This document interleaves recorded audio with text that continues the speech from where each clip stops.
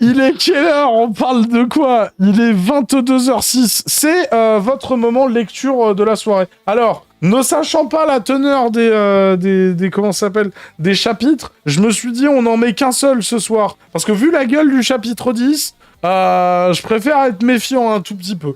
Donc du coup, on va pouvoir, comment ça s'appelle, continuer. On était au... Et je crois que ça a traumatisé Steakfou. Comment ça? Ah bon? C'est que fou, tout va bien? Non mais c'est abominable comme lecture en plus. Du coup, on est au chapitre 11, le braquage du rappeur. Oh non, putain, non, pas encore. Du coup, on est page 170 sur 430. Le périple est bientôt terminé. Pas du tout. Je te rappelle, il y a un deuxième bouquin. Wesh, il y a des gens, j'ai juré, c'est des fous du sgeg. À tout moment, elle te fait elle allait te manger, en fait. Ah bon? Mais bien sûr, frère. Là, je démarrais pas. Elle te mangeait toi. Elle mangeait la voiture. Et si ça se trouve, elle allait manger l'air. Après, ça aurait fait des trous partout. Non, voilà, c'est trop. Les indépendantes, c'est dangereux, sa mère. Ah ouais, c'est toujours aussi mal écrit, hein, on va pas se mentir. Hein.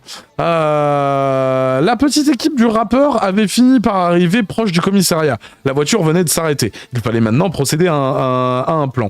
Lina et Ron regardaient le rappeur. Ok les gars, moi je suis une fille moi. Ok les gars et la fille, voilà le plan. On va leur braquer une bagnole. J'ai vu les flics, ils avaient des bêtes de voitures cachées dans leur garage. Des trucs qui sortent uniquement en cas de force majeure, genre course-poursuite de bâtards et tout. Pour récupérer un de ces véhicules. Ouais, ok, c'est quoi le plan? Ouais, j'étais sérieux, le plan c'est de braquer une bagnole. Ah ouais, donc je vais étudier un peu notre composition d'équipe là. Pour échafauder une attaque des plus sophistiqués, alors il y a moi, ça déjà c'est un très bon début. Là on se met déjà très bien. Ensuite il y a une gamine et un gosse. Ouais, le reste ça suit pas de ouf quoi. Ok, alors déjà on est 3, donc on va partir sur une formation 1-1-1. Hein, voilà, mais 3 fois. Donc Lina, tu restes dans cette voiture, tu montes la garde. Comme ça s'il y a un blême, bam, on revient vite ici et on se casse. Et si jamais tu vois la police, tu cries fort. Mais on va braquer la police, il y aura forcément la police. Ah ouais, putain merde. Bah si jamais tu vois des civils ou des habitants venir aider la police, bah tu cries de toutes tes forces. Ok, dis-moi, ils sont tous obligés d'être cons tes personnages, Raphaël, quand t'écris? On dirait du mauvais Camelot, en fait. Tu sais, tous les personnages sont cons, mais c'est exaspérant. C'est pas drôle ou quoi que ce soit, si tu veux, enfin bref. Ouais, le GGBG, tu vas te mettre devant la porte de leur garage. Comme ça, moi, je rentre dans le commissariat, je trouve le bouton qui ouvre leur garage et on perd pas de temps. Bam, t'es déjà en position pour rentrer dans le garage. Depuis l'extérieur et hop, tu chouraves la caisse. Faut que tu prennes le modèle course-poursuite, ok? Comment je le reconnais? C'est genre la voiture la plus aplatie au sol du monde, frère. Ah ouais? Ok, vous êtes prêts? Dispersion. Qu'est-ce qui pourrait mal se passer? Le rappeur se mit à mouvoir son corps, raide, tel un cadavre ambulant, afin de n'attirer aucunement l'attention sur lui. Telle était sa stratégie. Bandit Steve trouvait l'idée grandiose. Il essaya d'imiter la chose. Le rappeur n'ouvrit pas la porte de la décapotable. Il coula le long de la porte et glissa lentement sur la carrosserie. Ron n'avait pas son niveau de cadavrisme. De quoi? Il décida donc de se lever subitement debout sur le siège, droit comme un i, raide comme une poutre de fer. Ne continue pas les images, Raphaël, s'il te plaît. Et se laissa tomber à l'extérieur du véhicule. Son ventre toucha la portière et le fit basculer tête en avant hors de la voiture. Sa tête finit par toucher le sol. Les pieds en l'air, toujours aussi droit, son équilibre était parfait. Il ne bougeait pas d'un poil et tenait le poirier. Qu'est-ce que je suis en train de lire, bordel de merde? Le rappeur avait enfin échappé toutes les parties de son corps du véhicule. Ok, la fuite furtive du véhicule est un succès. Ouais, j'étais à l'envers. Ouais, bah remets-toi droit. Mais je suis droit. Bah mets-toi droit de l'autre côté, Zébi. Ah ouais, Ron se laissa tomber vers l'avant. Donc on est d'accord. Bandit Steve, c'est... Ah bah non, bref, on s'est compris. Ron se laissa tomber vers l'avant. Tout son corps fut plaqué au sol d'un coup. Il était désormais allongé sur le dos. Ok, tu vas devant le garage, je m'incruste dans le QG. Exécution. Ron resta allongé et se mit à rouler horizontalement jusqu'au garage. Le rappeur était accroupi et s'approchait discrètement de l'entrée du commissariat. Une double entrée était là. 2 portes coulissantes, fonctionnant sur un détecteur. Wesh, pourquoi ça s'ouvre pas leur porte? Le rappeur resta accroupi et fit des grands signes de la main vers le capteur. Il s'énerva en chuchotant. Oh, tu captes, putain? Wesh, capte-moi! Ah, mais oui! Avec toi? De quoi? Ah, mais oui, non, c'est vraiment ça en plus. Mais putain, c'est vraiment super mal écrit, quoi. Le rappeur réalisa quelque chose. Sa position furtive était bien trop efficace. Putain, c'est vraiment ça la réalité des événements?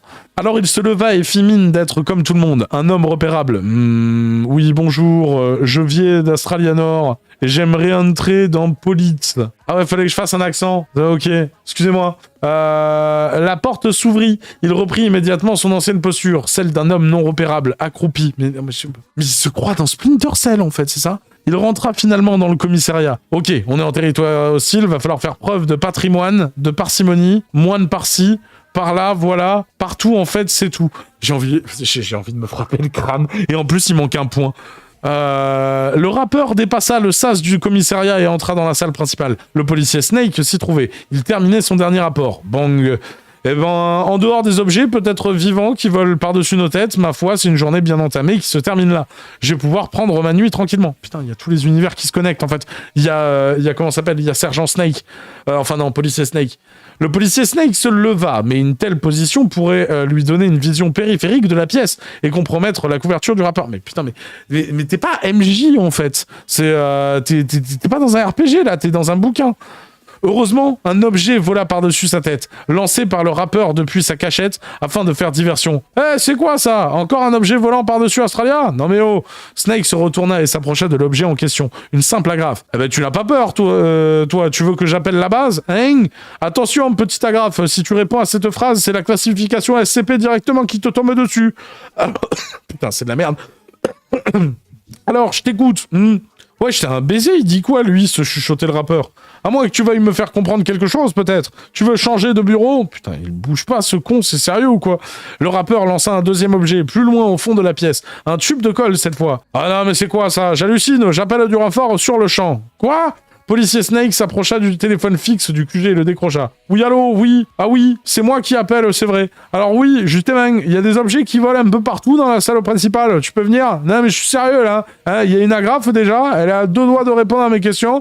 Il faut juste que je trouve un bon moyen de pression. T'es meilleur que moi pour ça. Ok, super. Je t'attends tout de suite. Ils sont tous complètement teubés, en fait. C'est pas possible. Il raccrocha le téléphone. Starfoula, j'ai jamais vu ça. C'est nimp, le mec. Il se fait hagard par une agrafe. Il appelle les renforts directs. Alors, je vais pas aller dans le lexique parce que à mon avis c'est agra, tu vois. Mais il a juste inversé de lettres. C'est comme d'habitude. À chaque fois il dit bah le miel c'est pareil que le miel, mais c'est pas pareil que le miel. D'accord, ok. C'est mon nick en fait au bout d'un moment. Snake s'était finalement déplacé à l'endroit où avait atterri le tube de colle. Eh ben tu vas aller avec l'agrafe, hein. En tout cas, je note que vous avez déjà un point commun. Vous servez tous les deux à relier des choses, hein. Déjà de une. Donc donc j'ai déjà une piste sur vous. Il est complètement con. C'est lui à la police. C'est la merde quand même. Le rappeur en profita pour se déplacer le long de l'open space, de bureau en bureau en restant accroupi. Il cherchait la télécommande, le bouton, quelque chose permettant d'ouvrir le garage extérieur.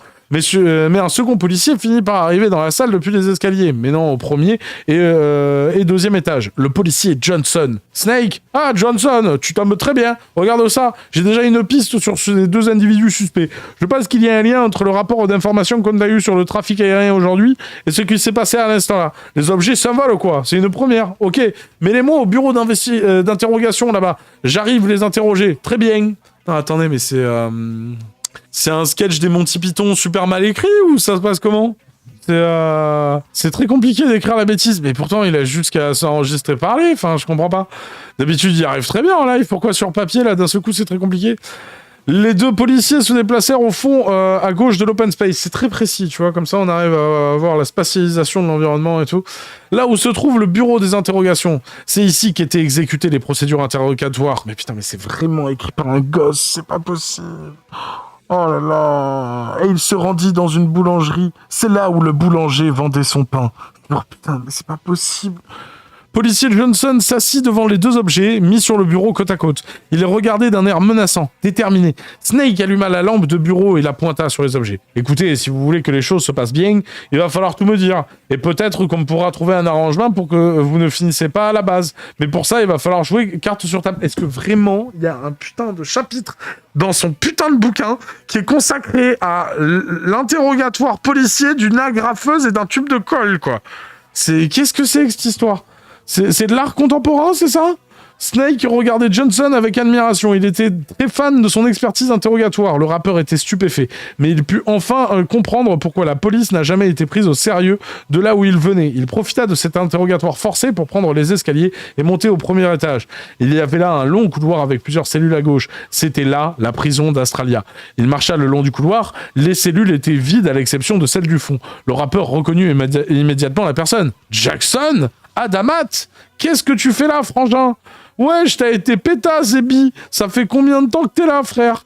Oh, quelques jours, je crois. Ils m'ont chopé en train de chasser un shark céleste sur le premier plateau. Wesh, pourquoi tu chouraves un shark céleste? Mais c'est l'avenir, frangin. Un shark céleste, c'est un véhicule aérien, marin, terrain, tout un. C'est No Limit Nation.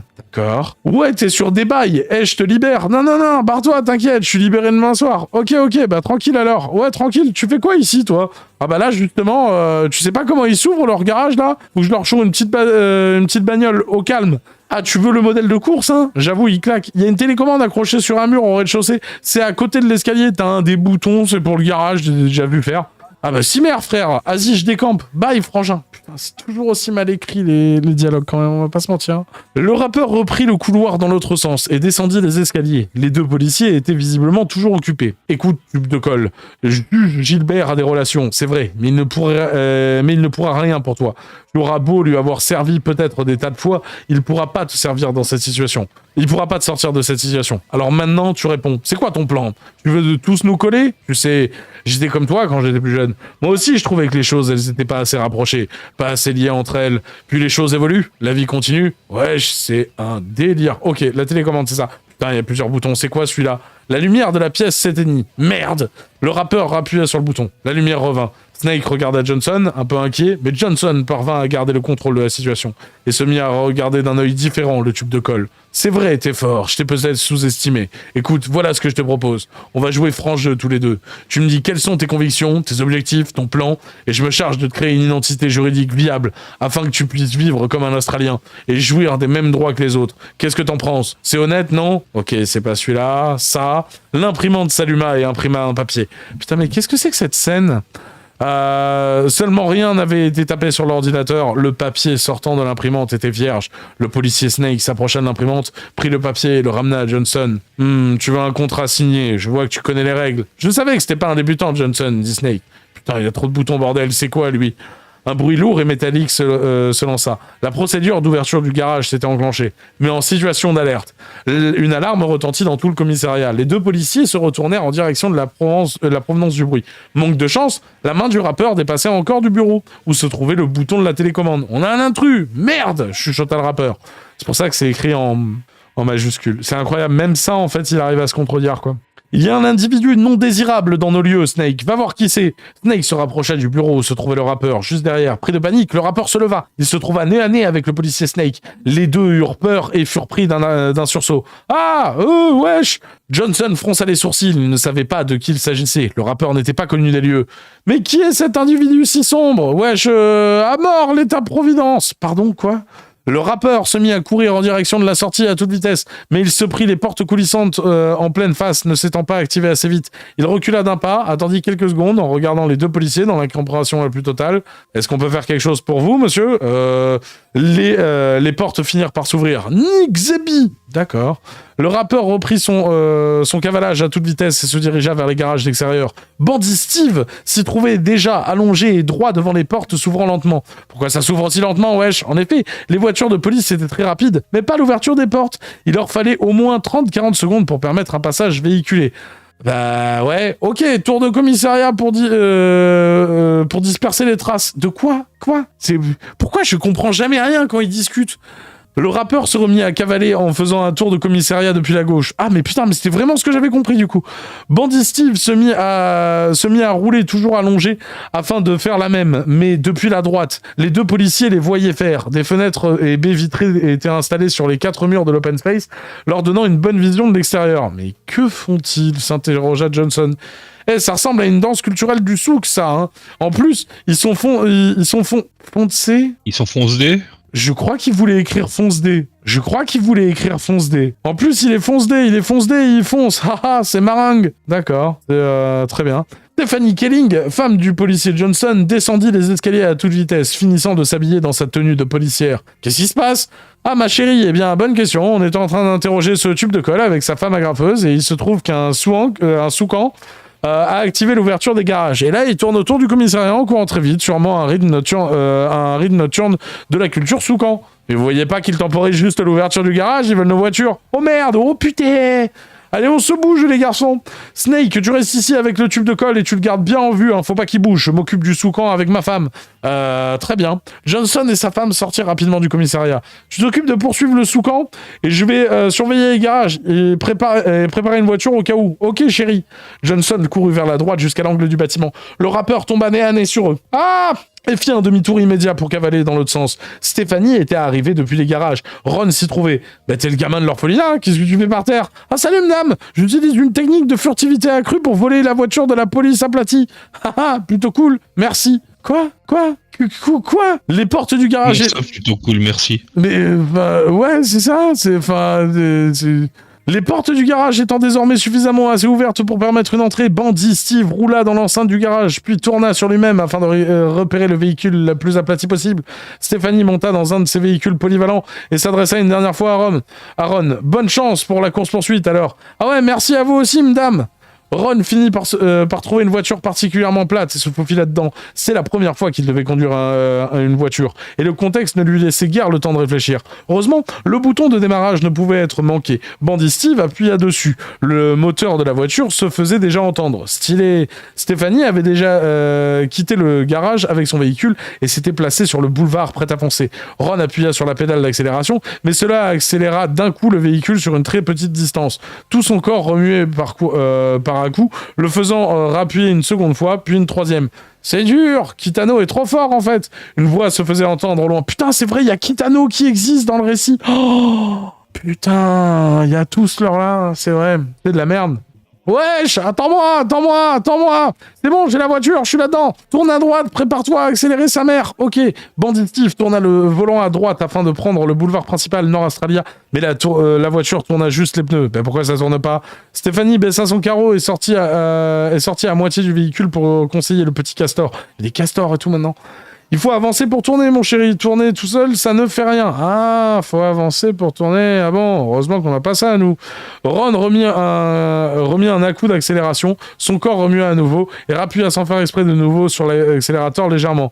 Oh, c'est pénible, hein. J'ai l'impression d'être comme sur la fille dans les toilettes du bar d'Australia. Quoi? Comment ça, mon ref? Qu'est-ce que c'est que cette histoire de la fille des toilettes? C'est, il y a une astérisque sur toilette. Je suis obligé d'aller checker dans le putain de lexique. Alors, Shrabs, Tokiwoka, non. Toilette. Waouh, mais il y a une page et demie. Waouh, alors au début, je me disais, je vais pas lire la définition de toilette. Et en fait, j'ai lu juste la dernière phrase. Et la dernière phrase, elle dit « Il en va de même pour l'orifice à cet usage ». Donc du coup, on va naturellement lire la définition de toilette, hein, bien évidemment. Alors du coup, toilette, lieu isolé des bâtiments publics utilisé pour toute affaire intime, principalement à usage sexuel. Les toilettes sont en réalité de simples cabines isolées afin d'y établir des transactions privées, sensibles ou illégales. Finalement, les toilettes sont surtout utilisées à usage sexuel. Vocabulaire à utiliser avec soin et parcimonie. Si lors d'une potentielle incarnation de votre part dans l'univers, vous proposez à quelqu'un d'aller aux toilettes, la personne comprendra ici une volonté de coucher avec elle de votre part. Je rappellerai également que la nécessité d'évacuation du corps après un repas n'existe pas dans The Orcas. Il en va de même pour l'orifice à cet usage. Ah ouais, ça fait sens finalement. Donc du coup, on apprend grâce à la définition du mot de toilette que les Australiens n'ont pas d'anus. La sodomie, du coup, n'est pas canon dans l'univers orcanien. Qu'est-ce que vous voulez que je vous dise? Le rappeur courut de toutes ses forces et sauta en plongeant lorsqu'il n'était qu'à quelques goupilles du véhicule. Il s'accrocha à l'aileron du véhicule et cria sur Ron « Accélère, c'est bon, ouais !» Ron remit un coup d'accélération, mais fut de nouveau pris dans une suite d'à-coups. Le véhicule peinait à avancer. T'as vu, ça bug, non? Mais reste appuyé, espèce de remar. Je sais pas comment faut le prononcer, si tu veux. Ah! Ron appuya un grand coup sur l'accélérateur, le véhicule prit subitement une vitesse impressionnante. Johnson avait rejoint le véhicule de sa femme côté passager. « Qu'est-ce que ça donne de ton côté ?» Oh, c'est un petit du crew de l'orphelinat qui conduit. J'espère qu'il va s'en sortir. Ça a l'air d'être sa première fois. Ok, fonce, on va les rattraper. Mais elle s'en fout complètement, la flic, du coup. Le Soucan est accroché à l'aileron arrière. Je vais essayer de l'intimider avec des phrases menaçantes. Tiens, ton mégaphone. Merci, ma chérie. La voiture des policiers arriva à rattraper celle des voleurs. Johnson sortit de sa fenêtre avec son mégaphone et tenta une approche diplomatique des plus convaincantes. « Arrêtez-vous! Vous êtes en excès de vitesse permanent !» Ah ouais, quand même. « Jamais de la vie! Accélère, accélère !» Mais je suis déjà à fond, là, ça veut pas aller plus vite. Quoi? Il y a forcément un bouton, alors, pour le mode course-poursuite, je sais pas quoi, trouve. Mais si je cherche, je regarde plus la route. Ça va tout droit, ouais, Joseph. Ok. Ron se mit à chercher un bouton spécial au sein du tableau de bord, tout en restant appuyé sur la pédale d'accélération, sous les menaces incessantes de Johnson. « Si vous ne nous arrêtez pas, nous serons dans l'obligation de poursuivre la poursuite. Peut-être pourrions-nous discuter de vos demandes et trouver un accord afin d'y mettre fin. Nique ta mère !» Johnson se remit entièrement dans la voiture. Un doute l'avait envahi. Alors, il veut que je couche avec ma mère. Hein? C'est bizarre comme demande. T'es sûr qu'il a pas demandé d'argent? Non, sa demande était bien claire. Mais ta mère n'est plus de ce monde, mon amour. Ma foi, c'est bien vrai. Johnson ressortit à nouveau de la fenêtre, à moitié assis sur elle. La dite personne est morte. Je me vois dans l'obligation de la refuser. Ok, c'est la première phrase du livre qui me fait rire. Tu vois, ok. Cette phrase-là, elle était drôle. Tu veux, vas-y, pourquoi pas. Du coup, la dite personne est morte. Je me vois dans l'obligation de la refuser. Oh, putain de merde. Ah, j'ai un bug sur mon écran. Ah, excusez-moi. Quoi, t'es possédé, mon gars? Ça y est, s'exclama Ron. J'ai trouvé un bouton avec marqué CP dessus. Il est super beau et tout sciant. Ah ouais, bah alors s'il est super beau et tout sciant, alors là, ça change tout. CP, course-poursuite, appuie dessus. Ok. C'est toujours aussi chiant, hein. C'est incroyable, hein. Ron appuya sur le bouton. Le nitro fut enclenché. Les 4 pots d'échappement du véhicule laissaient échapper une trace cyan. La voiture doubla sa vitesse et sema immédiatement celle des policiers sans possibilité de rattrapage. Ouah, la vitesse! Ouah! Putain, c'est super bien écrit, putain.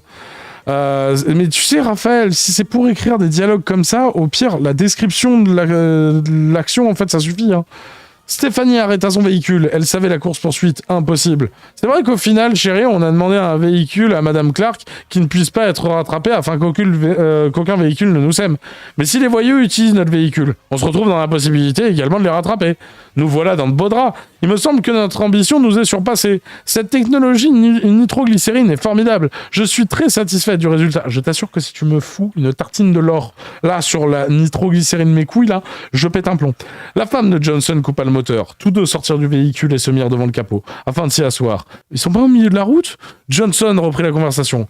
La trace de nitro est magnifique. Tu as très bien choisi la couleur, mon amour. Oh putain, non, il va faire ça. Il va faire du lord dropping sur la nitro. Oh, tu trouves? J'ai longuement hésité entre le cyan et le orange, à vrai dire. Non, cyan, c'est super. Ça fait de très belles nuances. Ravi que ça te plaise, mon chéri. Mip, mip. Quoi? Klaxon venait de derrière eux. Ah, parce que le klaxon, il parle. C'est oui, parce que Pirorca, là, quand tu mets un tiret, là, ça veut dire que c'est un personnage qui parle. Et donc, du coup, le klaxon est un personnage à part entière, ou alors Pirorca est un énorme teubé. Une voiture décapotable avançait lentement vers eux. Une petite fille se trouvait à la place du conducteur. « Oh, salut, on peut t'aider? Bonjour, monsieur et madame la police. Vous savez où mes amis sont partis? C'est un monsieur qui fait du rap avec les mots, et un garçon avec une chemise rouge et des chaînes partout sur lui. Ah oui, ils se dirigent vers le souk. Ils viennent de nous voler une voiture. Ah bah super, ils ont réussi, ça veut dire. Tu es avec eux? Oui, mip. Tu veux qu'on te dépose au souk, peut-être? Oh non, je vais y aller toute seule avec cette voiture. Mip, mip. Ah, très bien.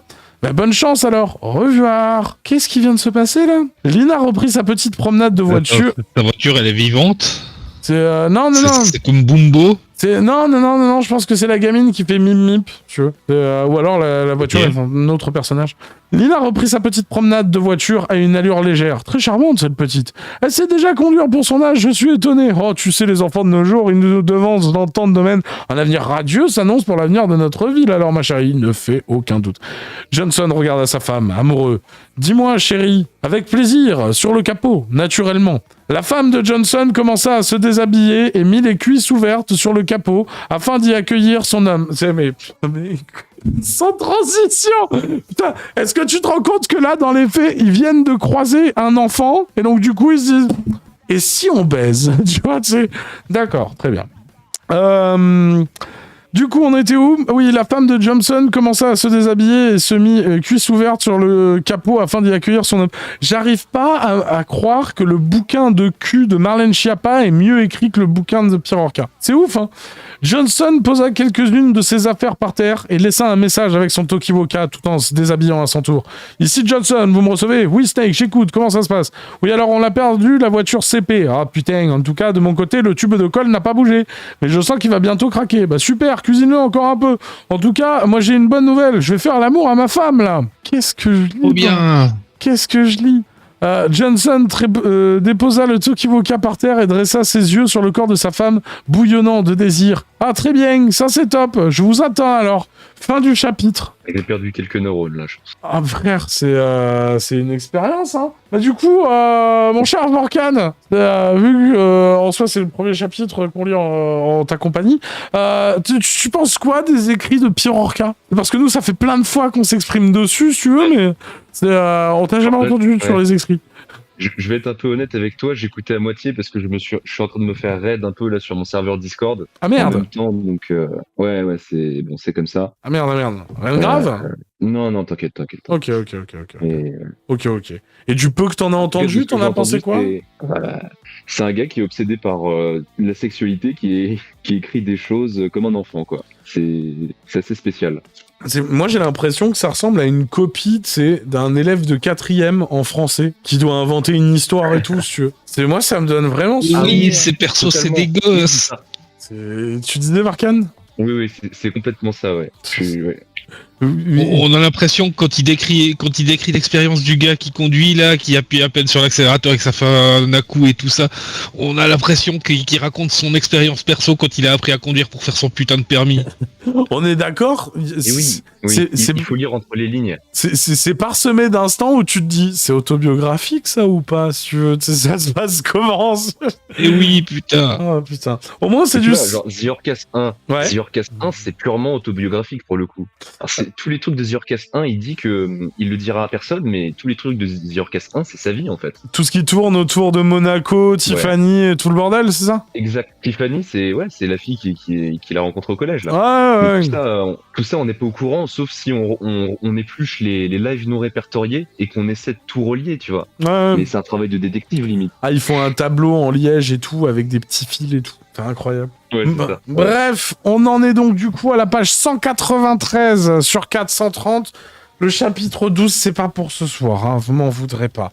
En attendant, comment ça s'appelle? Bah non, mais je l'ai déjà dit, vous pouvez d'ores et déjà dire au revoir à YouTube et tout. Je sais plus si je l'ai dit. Matt, je l'ai dit ou pas? Et si je l'ai pas dit, tu penses que oui. Tu penses à l'algorithme. Match, comment je fais pour couper cette merde? Utilise le bouton rouge. Vite, pitié. Mais y a pas de souci.